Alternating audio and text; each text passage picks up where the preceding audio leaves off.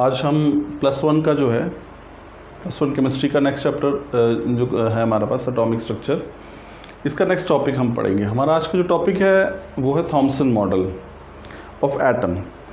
अब देखिए, हमने पिछले टॉपिक्स में पढ़ा, अगर इस टॉपिक की हम शुरुआत करें तो शुरुआत कहीं ना कहीं होती है डिस्कवरी ऑफ इलेक्ट्रॉन से, फिर उसका डिस्कवरी हुई प्रोटॉन्स की, फिर हमने अपने लेक्चर में देखा कि न्यूट्रॉन्स की डिस्कवरी जो है वो भी हुई।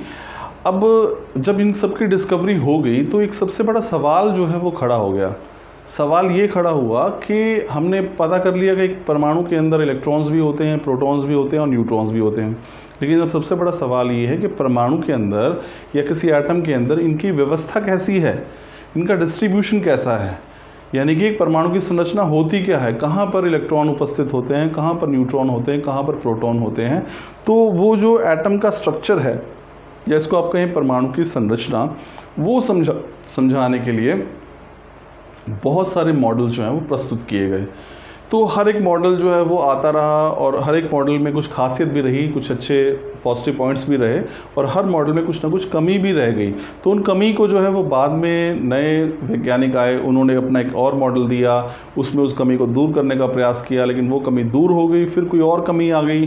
तो वो इस प्रकार से बहुत सारे मॉडल्स जो हैं वो दुनिया के सामने रखे गए। तो सबसे पहली कोशिश जो एटॉमिक मॉडल की हमारे पास या परमाणु की संरचना की गई वो थी बाय थॉम्सन। तो थॉम्सन मॉडल जो था वो क्या था और उसमें उसकी खास बात क्या थी और उसमें कमियां क्या क्या थी, वो हम इस टॉपिक के अंदर आज पढ़ेंगे। तो ध्यान रखिए, एटॉमिक स्ट्रक्चर या परमाणु की संरचना को लेकर ये सबसे पहला मॉडल था जो दिया गया था, and this is called Thomson model. अब देखिए, इस थॉम्सन मॉडल को हम प्लम पुडिंग मॉडल के नाम से भी जानते हैं या वाटरमेलन मॉडल के नाम से भी जानते हैं। तो दो शब्द ध्यान रखिए, plum pudding model and watermelon model. अब ये क्यों ऐसा है, ये जब हम लास्ट में टॉपिक खत्म करेंगे तो आपको इसमें समझ में आ जाएगा। चलिए स्टार्ट करते हैं। अब उसमें थॉम्सन ने क्या माना, देखिए थॉम्सन ने ये कहा कि एटम जो है, अब इसको ध्यान से सुनिएगा, मैं इसको दोनों भाषाओं में समझाने की कोशिश करूँगा। एटम, उसने कहा थॉम्सन ने कि एटम जो है, it is sphere of positive electricity with electrons embedded here and there. उसने ये कहा, देखिए ध्यान सुनिए क्या कहा मैंने, according to J Thomson model of atom, an atom is a sphere of positive electricity with electrons embedded here and there. उन्होंने ये माना कि जो परमाणु है वो वास्तव में एक धनावेशित गोला है जिसमें इलेक्ट्रॉन्स यहाँ वहाँ धंसे हुए हैं। क्या कहा मैंने, an atom is a sphere of positive electricity, धनावेशित गोला, ठीक है, in which electrons are embedded here and there, जिसमें इलेक्ट्रॉन्स जो हैं वो यहाँ वहाँ धंसे हुए। आप इस यहाँ से देख सकते हैं, ये पूरा गोला बना हुआ है, इसके मैंने बाहर की तरफ कौन से स्फीयर के जो बाहर की तरफ क्या रखा है, पॉजिटिव चार्ज रखा है। ये थॉम्सन का मॉडल था।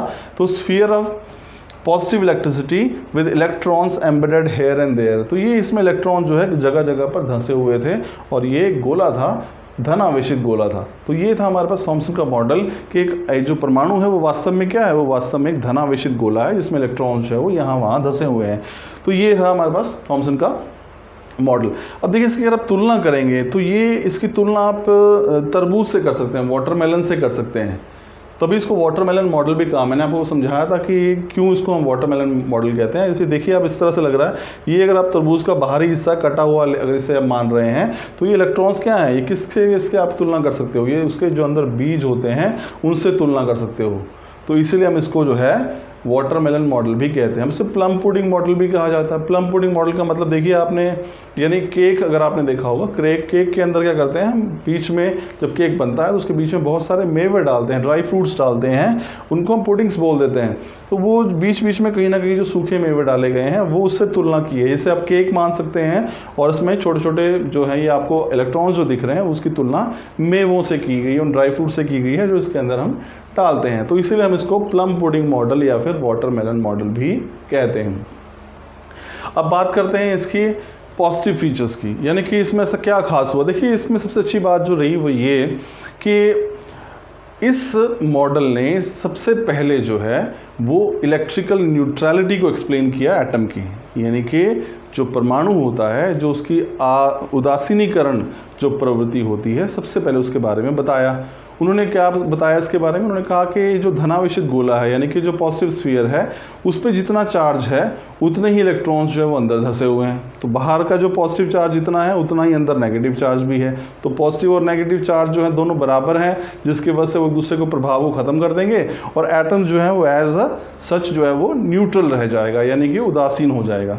तो ये पहली कोशिश थी ये समझाने के लिए कि एटम जो है वो इलेक्ट्रिकली न्यूट्रल या फिर हम कह सकते हैं कि विद्युत रूप से वो उदासीन होते हैं। तो ये सबसे पहली कोशिश थी इसको बताने की। तो आप देख सकते हैं यहाँ पे उन्होंने क्या बताया कि जितना धनावेश है यहाँ पे उतने ही ऋणावेशित इलेक्ट्रॉन भी मौजूद हैं, जिसकी वजह से क्या होगा कि परमाणु जो है वो उदासीन है, ना वो ऋणावेशित रहा ना वो धनावेशित रहा, वो उदासीन हो गया क्योंकि जितना धनावेश था उतना ही ऋणावेश इलेक्ट्रॉन के रूप में उसमें व्याप्त था, जिसकी वजह से ये जो हमारे पास एटम था वो इलेक्ट्रिकली न्यूट्रल होते हैं, उदासीन होते हैं। लेकिन ये तो थी अच्छी बात जो इस मॉडल में रही, लेकिन कमी भी रह गई। कमी ये रह गई कि जो थॉमसन थे वो इस मॉडल को लेकर कोई एक्सपेरिमेंटल प्रूफ नहीं दे पाए। देखिए विज्ञान जो है, साइंस जो है वो पूरी तरह से प्रूफ पर आधारित है। अगर मैं कोई बात कह रहा हूँ तो वो सत्य तभी मानी जाएगी, उसे तभी स्वीकारा जाएगा यदि मैं उसको प्रूव कर सकूँ किसी न किसी तरीके से। तो उन्होंने ये बात कह तो दी कि यहाँ कि जितना पॉजिटिव चार्ज है उतना ही नेगेटिव चार्ज भी होता है, इसकी वजह से न्यूट्रल है, लेकिन वो उसके लिए कोई एक्सपेरिमेंटल प्रूफ नहीं दे पाए। वो कोई भी प्रमाण यानी प्रायोगिक प्रमाण जिसको हम कहेंगे एक्सपेरिमेंटल प्रूफ वो नहीं दे पाए, जिसकी वजह से ये जो मॉडल था थॉमसन का वो पूर्ण रूप से रिजेक्ट कर दिया गया। तो ये था हमारे पास जे थॉमसन का मॉडल। मैं आपको बता दूं जे थॉमसन के मॉडल में क्या था, उन्होंने ये माना कि atom is a sphere of positive electricity. तो इसको पूरे को रिकैप्चुलेट कर रहे हैं हम, देखिए क्या है उसमें पूरे में। एटम जो है it is a sphere of positive electricity with electrons embedded here and there. एक परमाणु जो है वो धनावेशित गोला है जिसमें इलेक्ट्रॉन्स जो है यहाँ वहाँ धंसे होते हैं।